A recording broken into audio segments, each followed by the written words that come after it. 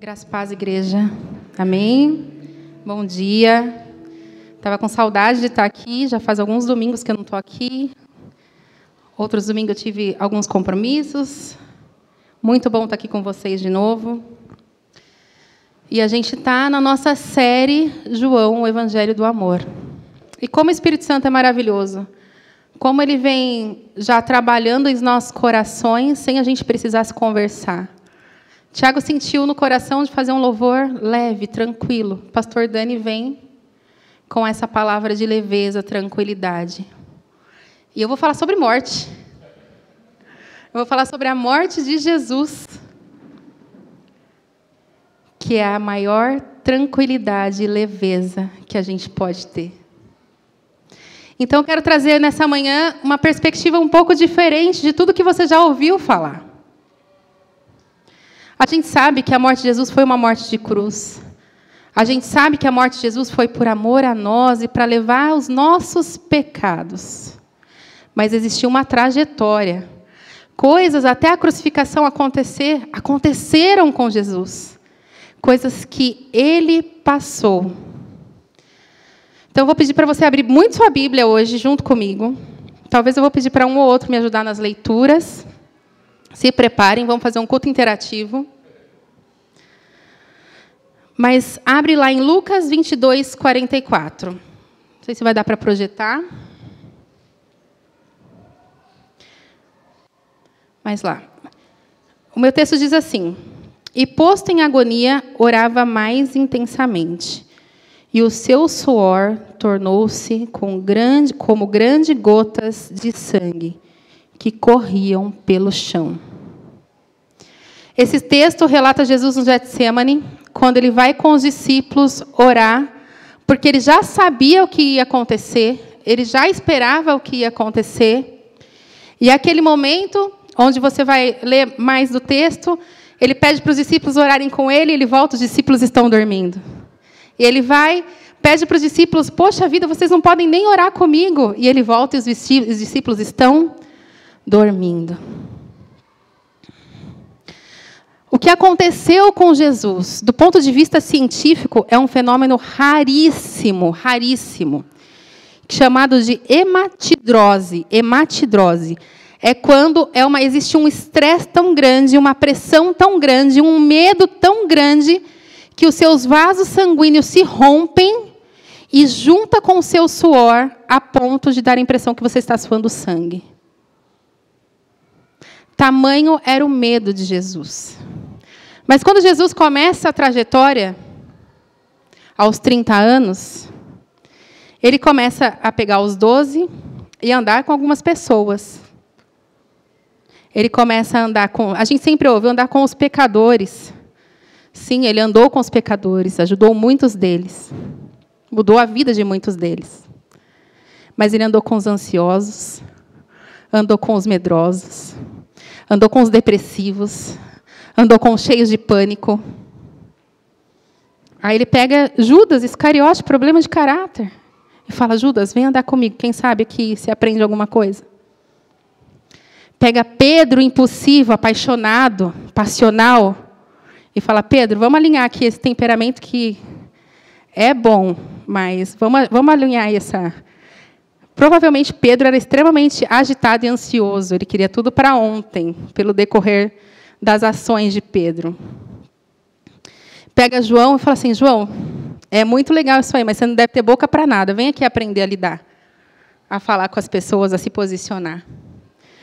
Pega Mateus, metódico, e fala, Mateus, isso aí é perfeito, mas vamos ajustar aqui.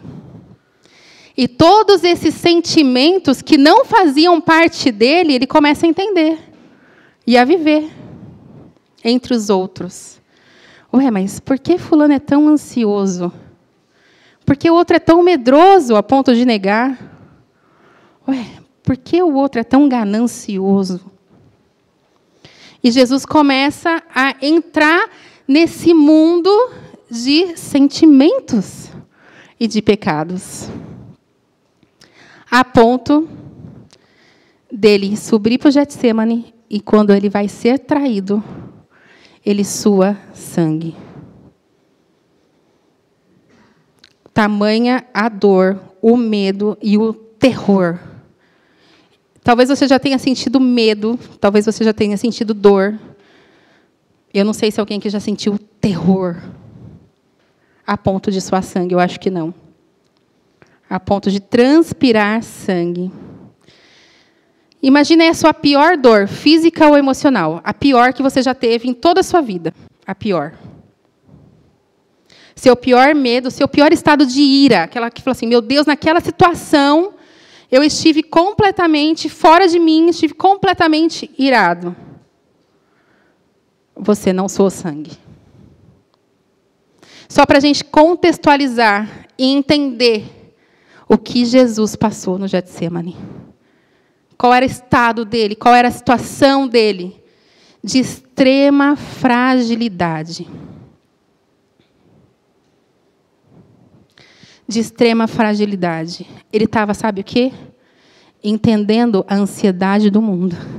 Ele estava, sabe o quê? Entendendo o pânico do mundo, o medo do mundo, em uma só pessoa. E ali ele se coloca, com muito medo, diante do Pai, e pede, Pai, afasta-se de mim esse cálice. E o Pai fala, não. Deus negou. Deus respondeu não à oração do Filho. E o processo continua. E a partir dessa ocasião no Getsemane, a história entra no seu clímax, no seu ponto alto, no ápice. Os 4 evangelhos retratam a partir daí. Mateus, Marcos, Lucas e João escrevem sobre a partir dessa história, da importância dessa história. E Jesus enfrenta 3 pontos que a gente vai tratar essa manhã. Jesus enfrenta prisão, julgamento e crucificação. Então, a gente vai tratar nessa manhã sobre os 3 pontos que permearam a morte de Jesus. 3 coisas que ele passou que permearam a morte dele. Então, ele chega no Getsemane, tem tanto medo, começa a orar, sua sangue, e começa o estado da prisão. Nós vamos ler o texto de João 18, de 1 a 9. Tiago, lê para nós, por favor, com a sua voz de locutor. Sua voz linda, maravilhosa. De 1 a 9.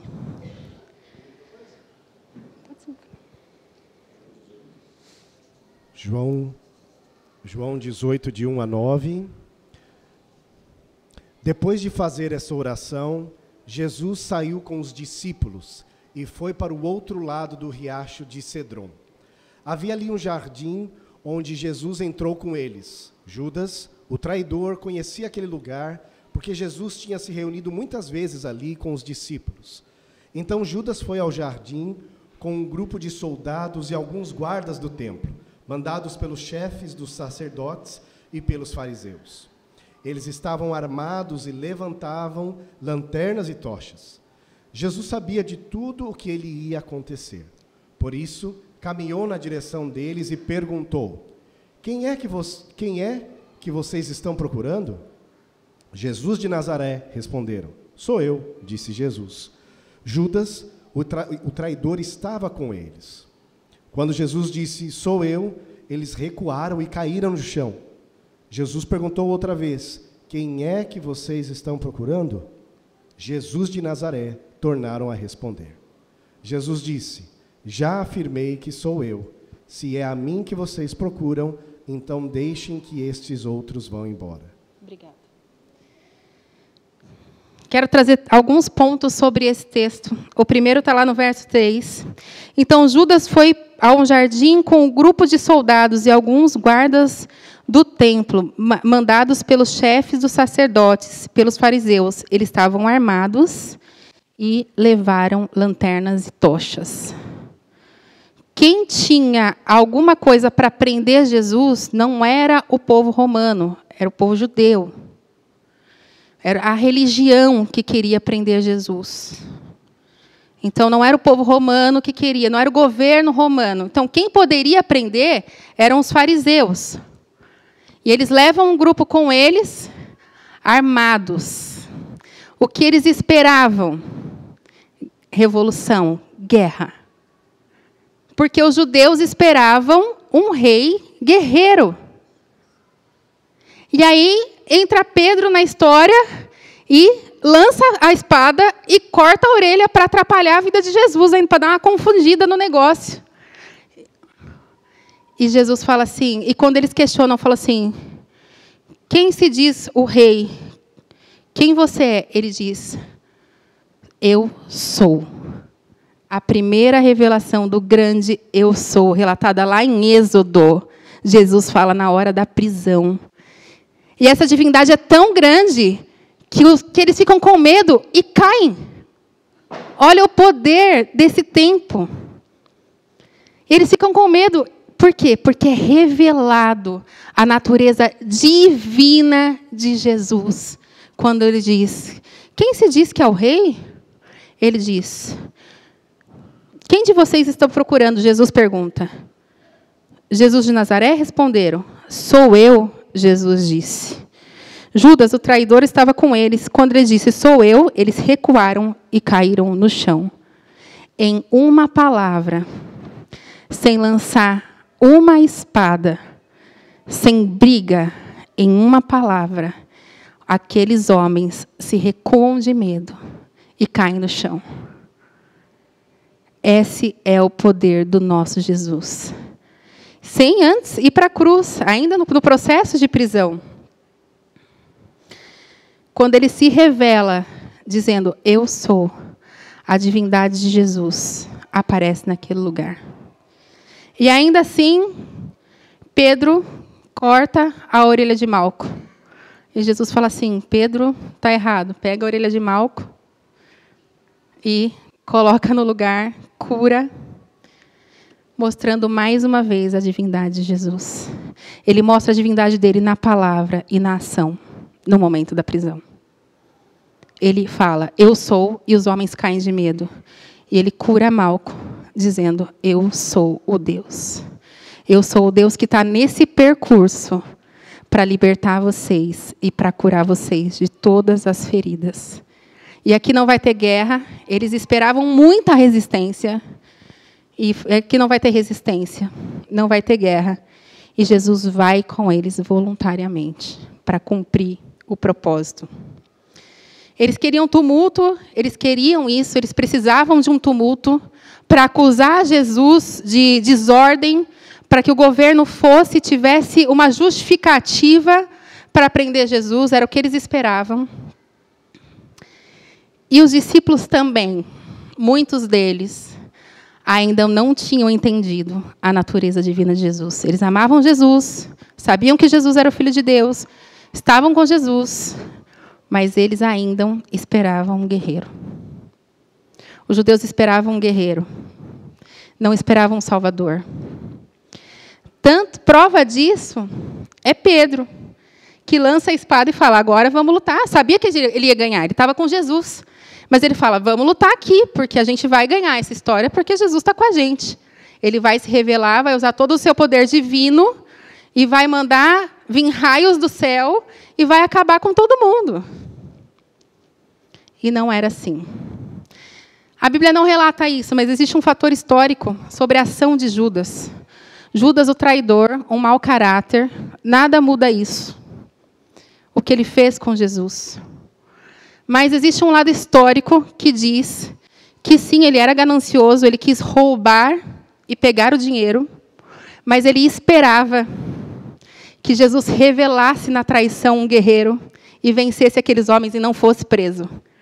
Quando Jesus não vence aqueles homens e não é preso, e é morto em cruz, Judas se suicida. Porque ele ainda não tinha entendido a revelação divina de Jesus. Ele esperava um guerreiro. Mesmo andando com Jesus, ele esperava um guerreiro. E Jesus veio sempre em paz. O grande eu sou veio sempre em paz. Ele percorreu seus anos de ministério em paz. E no seu maior momento de dor, de angústia, de terror, ele ouve não do Pai. Senhor, afasta de mim esse cálice. Deus fala, não. E mesmo assim ele se recua e continua em paz.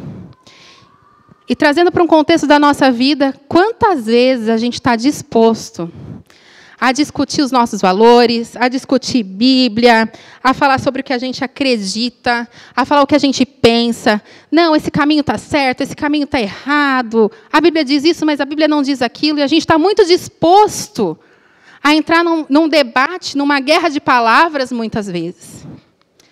Mas a gente não está disposto a morrer por Jesus. A gente não está disposto a entrar em um ambiente de paz e falar assim: ah, é para ir à igreja todo domingo de manhã? Vamos lá. Ah, é para abrir minha casa? É para orar? É para fazer jejum? É para servir na igreja? Ah, não. Isso não é para mim. Mas eu estou disposto a discutir, eu estou disposto a guerrear com as armas que eu tenho, que hoje são as redes sociais, que hoje são a nossa palavra, nosso grupo de amigos. Eu estou disposta a isso. Mas a hora de acompanhar ele, nenhum deles foi. E quando Pedro é reconhecido, ele nega 3 vezes. E às vezes a gente faz isso. A gente usa todos os nossos argumentos para guerrear, mas quando a gente precisa dar um passo com ele, andar com ele e falar assim: Senhor, eu estou aqui, a gente não vai. A gente não vai. A gente fala: não. Eu tenho todos os melhores argumentos. Eu não vou. Mas o grande eu sou se revela a ponto de fazer aqueles homens caírem de medo. O grande eu sou habita dentro de nós através do Espírito Santo.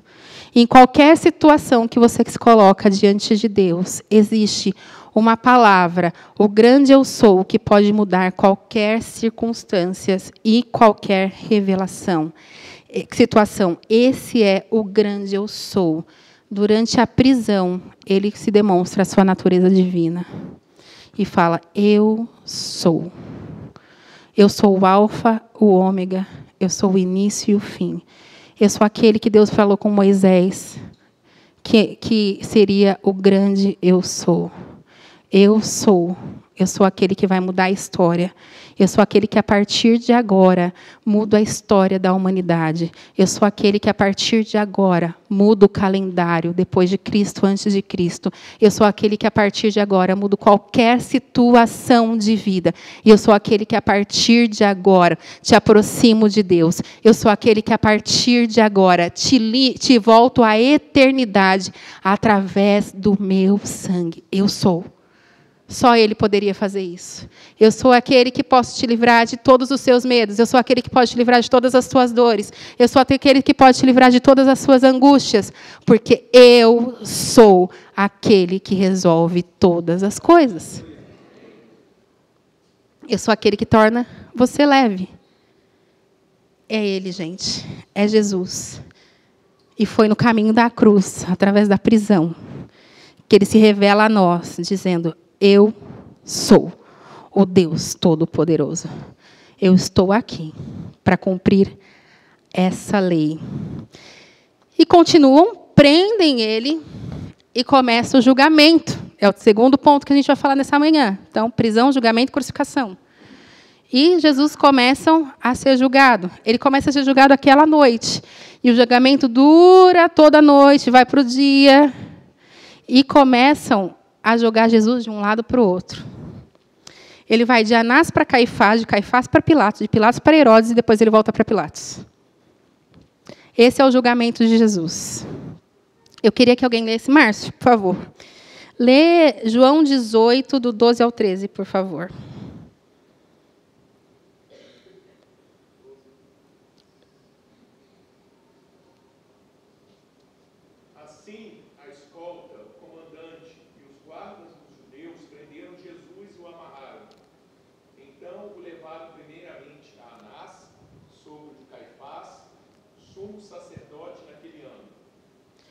Lembra que eu falei que ele precisava ser julgado pelas leis dos judeus, pelas leis da religião.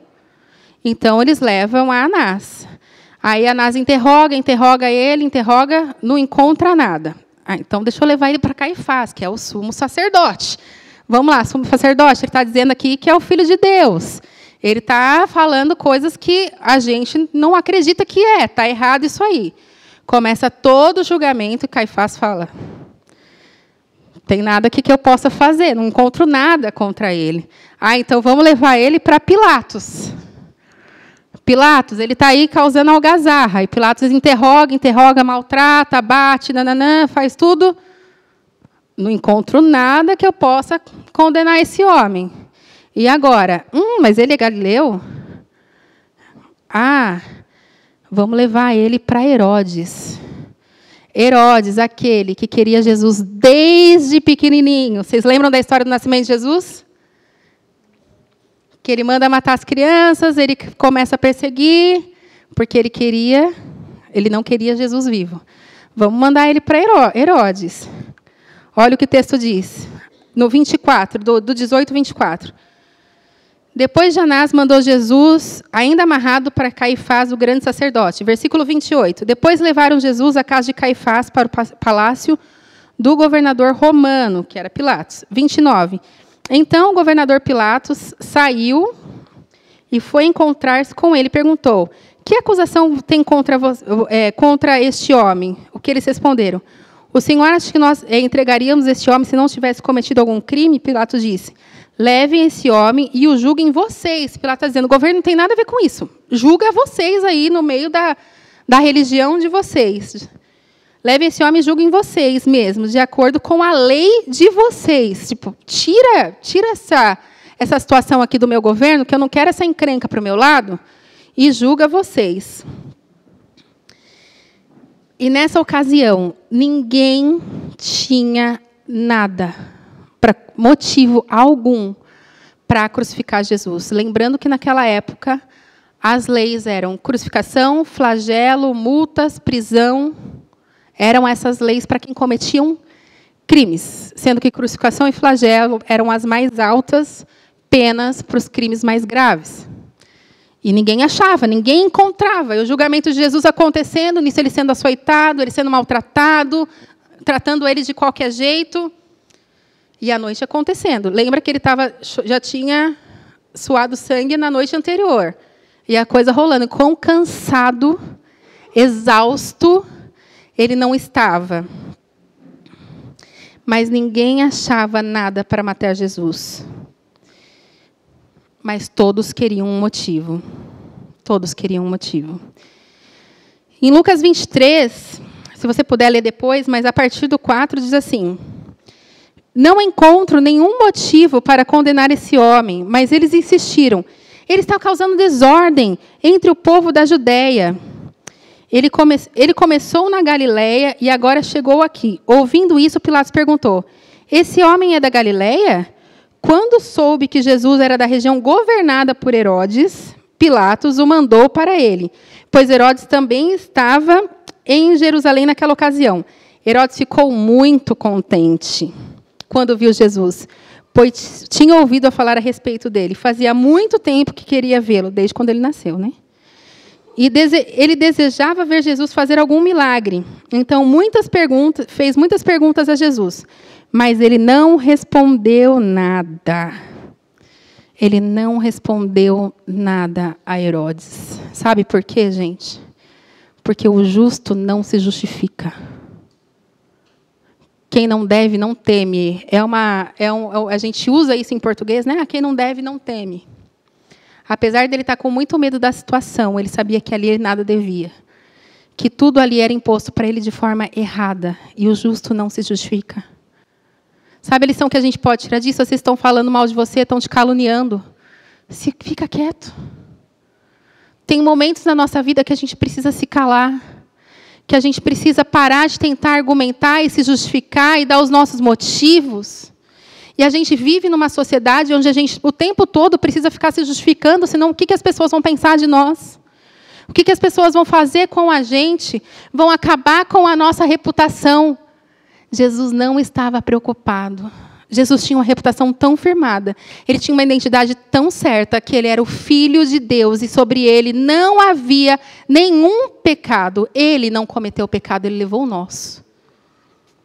que pudesse condená-lo, mas ele sabia que ele precisava passar por aquilo. O justo não se justifica. Então Herodes bateu nele, zombou dele, fez umas coisas horríveis com ele, mas também não achou nada no reino dele que pudesse condenar Jesus. Então volta ele para Pilatos. E o que fizeram? Puseram nele uma capa luxuosa e mandaram de volta para Pilatos. Naquele dia, Herodes e Pilatos, que eram inimigos, se tornaram amigos. Por mais que a situação fosse política, fosse de interesse, por mais que a situação fosse controversa, aonde Jesus passa, ele deixa paz. Entre Herodes e Pilatos havia inimizade. Por mais que o coração deles fosse completamente na situação distorcido em ter essa amizade, mas Jesus deixou a amizade. Poderia ter deixado uma inimizade pior. Ué, Pilatos, você não matou ele ainda, teve na sua mão. Não, trouxe aqui para você matar ele agora, mata agora. Não, mas você não é o rei? Mata. Não, mas você é o governador, já passou por você, devia ter matado você. Eles poderiam começar uma briga. Mas eles se tornam amigos. Porque aonde Jesus passa, ele deixa a paz. Porque ele é o príncipe da paz. Ele é o Deus forte, poderoso, conselheiro, Pai da eternidade, o príncipe da paz. E aquele guerreiro que todo mundo esperava, aquela pessoa que causasse aquele alvoroço que todo mundo esperava, ela não aparece. Ela não aparece. Ela aparece um homem que diz quem ele é.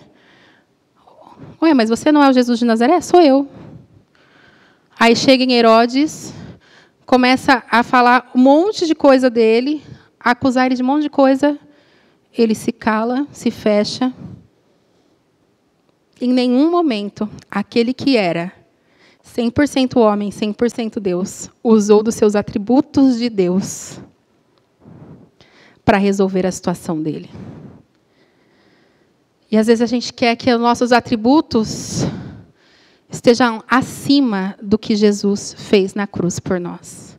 E o julgamento de Jesus me ensina muito sobre caráter, me ensina muito sobre como andar com Jesus, porque ele passou sobre tudo isso para nos ensinar também, para nos ensinar. Fala, Jesus, o Senhor levou na cruz, o Senhor passou por tudo isso, e nele não encontraram nada. A lei não encontrou nada, nem a lei dos judeus e nem a dos homens. Não encontrou nada que pudesse condená-lo. E não encontrou porque ele veio para cumprir a lei. Depois dele, a lei muda. Vem a nova aliança. Ele encontrou porque ele não devia nada. E aí ele muda a lei. Ele veio para cumpri-la. Jesus cumpre a lei. Em nenhum aspecto ele descumpre essa lei. E a Bíblia é muito clara acerca disso. Eles buscam muito, uma brecha na lei, mas eles não encontram. Então eles vão para o poder público e começa. E volta para Pilatos, porque o rei mandou, né? Então tem que voltar para o governador. Então volta para Pilatos, Pilatos resolva. E aí ele começa. Olha, é festa de Páscoa. A gente pode soltar um prisioneiro. Eu não encontro nada. Pilatos começa. Eu não encontro nada nesse homem que o condene. E o povo, solta Barrabás. Mas, gente, eu não encontro nada nesse homem que o condene. Solta Barrabás. E a pressão pública é tão grande que Pilatos lava as mãos, solta Barrabás e põe Jesus na cruz. Não existia nada na lei, mas os homens o condenam sobre 2 crimes. O que leva à crucificação e o que leva a flagelo. Um crime de governo, que era a desordem pública. Ele era condenado. As pessoas falavam que ele fazia isso, ele não fez. E o outro dizendo que ele era o filho de Deus. E os fariseus dizendo que isso era um grande absurdo. Então, isso leva ele ao flagelo e à crucificação. A pior aplicação da lei foi imposta a alguém que nada devia. Nada devia. A maior injustiça da humanidade foi imposta àquele que é o único justo. Ele é o justo juiz. A cruz é muito séria, gente. A cruz a gente não pode brincar, porque é na cruz que a gente encontra o nosso propósito de vida. É a partir da cruz que a nossa vida começa. É a partir da cruz que a gente vai à eternidade. É a partir dela. É a partir desse sofrimento. Mas é dessa injustiça. Porque a morte eterna estava para mim e para você. Porque nós caímos e nós pecamos. Mas a cruz resolve tudo isso. Na maior injustiça. Que os homens olham para nós. Sabe o que a cruz me diz? Olhem para Jesus e andem como Ele. Quando a palavra diz, carrega a sua cruz e segue-me, não é que a gente vai viver a vida apanhando, ou a gente vai viver a vida sendo crucificado, não é isso que Deus tem para nós. Mas assim, quando o governo te olhar, ele não tenha nada para falar de você. Quando os homens da lei te olharem, quando o céu te olhar, não tenham nada para falar de você. Nada. Ande conforme o que Jesus fez. E quando você for injustiçado, se não tem nada para falarem de você, quando você for injustiçado lá no seu trabalho, te caluniarem, falarem o maior absurdo, você se cala. Você se cala e fala assim, o Senhor é a minha justiça. A minha justiça vem do Senhor. Gente, eu já passei por situações assim. Eu já passei por situações que eu falava assim, meu Deus do céu, olha que absurdo o que eu estou vivendo. E o Senhor falava, você não fala nada. E o Senhor mudava a história, mudava a situação. E quando eu vi, eu estava numa situação, uma posição muito melhor do que aquela pessoa que tentou me derrubar e que tentou fazer alguma coisa. Por quê? Porque o Senhor é a minha justiça. O Senhor é a minha justiça. E o terceiro ponto e último ponto é sobre a crucificação. E eu quero ler aqui a partir, não vou conseguir ler tudo, mas a partir do... Eu vou ler tudo, vai. 19, do 1 ao 11. Aí Pilatos mandou chicotear Jesus, depois os soldados fizeram uma coroa com ramos cheios de espinho e puseram na cabeça dele. E o vestiram com capa vermelha. Chegaram perto dele e diziam, viva o rei dos judeus! E davam bofetadas nele. Pilatos saiu outra vez e disse para a multidão, escutem, vou trazer o homem aqui, para que vocês saibam que não encontro nenhum motivo para condená-lo. Então Jesus saiu com a coroa de espinhos na cabeça e vestido com a capa vermelha. Vejam, aqui este homem, disse Pilatos. Quando o chefe dos sacerdotes e os guardas do templo viram Jesus, começaram a gritar, crucifica, crucifica. Vocês que levem e o crucifiquem. Eu não encontro nenhum motivo para condenar esse homem, repetiu Pilatos. A multidão respondeu, nós temos uma lei, e ela diz que esse homem deve morrer porque afirma que é o Filho de Deus. Quando Pilatos ouviu isso, ficou com mais medo ainda. Ele sabia que ele era o Filho de Deus e que ele estava cometendo uma injustiça contra o Filho de Deus. Ficou com mais medo ainda. Entrou outra vez no palácio e perguntou a Jesus, de onde você é? Mas Jesus não respondeu nada. Então Pilatos disse, você não quer falar comigo? Lembre-se que eu tenho autoridade tanto para soltá-lo quanto para crucificá-lo. Prestem atenção na resposta de Jesus, que está lá no verso 11 do capítulo 19. O Senhor só tem autoridade sobre mim porque foi dada por Deus. Por isso, aquele que me entregou ao Senhor é culpado de um pecado maior. Pilatos só tinha autoridade em Jesus para crucificar Jesus porque nela foi dada por Deus. Sabe o que Jesus está dizendo? Se meu pai quisesse, ele me tirava daqui agora mesmo, mas precisa se cumprir essa palavra. Eu preciso carregar o pecado do povo. Eu preciso libertar esse povo. E ali ele encontra morte, dor, medo e peso de todos os pecados. Gente, eu não sei vocês, mas eu mal lido com os meus. Eu mal lido com os meus sentimentos, com as minhas dores, com as minhas preocupações. Se eu pegar de mais um, acho que eu já sucumbo. Agora você imagina de todos. De todos os pecados. E ali Jesus morre. E quando ele fala, está consumado, começa a nossa história de vida. No está consumado, a gente passa a viver. No está consumado, a gente volta para o Senhor. E naquele momento, algo poderoso e divino volta a acontecer. Porque em todo o processo, Jesus tem a sua divindade revelada. Na crucificação, o véu rasga, a terra treme, tudo fica escuro, o dia fica noite. E aqueles homens começam a ficar aterrorizados de medo.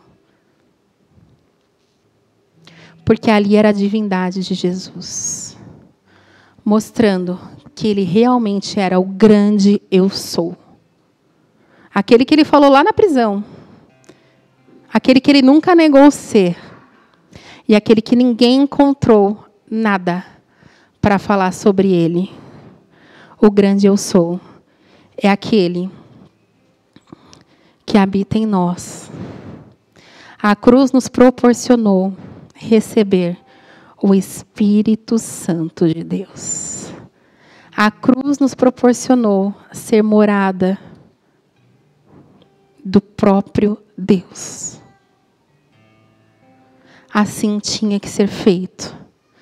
E através desse sacrifício de um homem que nele não havia nenhum pecado, nem na própria lei dos judeus, ou na lei civil, foi encontrado nele alguma coisa que pudesse condená-lo. Mas em nós foi encontrado. Em nós foi encontrado. E ele fala, eu preciso aproximar esse povo do Criador. Eu preciso voltar essas pessoas para o design original. Eu preciso colocar essas pessoas no jardim de novo. Porque eles foram criados para o jardim. O pecado tirou do jardim. E ele fala, e Deus fala, então, filho, morre na cruz. Cumpre, verte o sangue pelos pecados. E assim se fez. E eu quero te convidar essa manhã a abaixar a sua cabeça. Com esse entendimento da cruz. Com esse entendimento do que Jesus fez.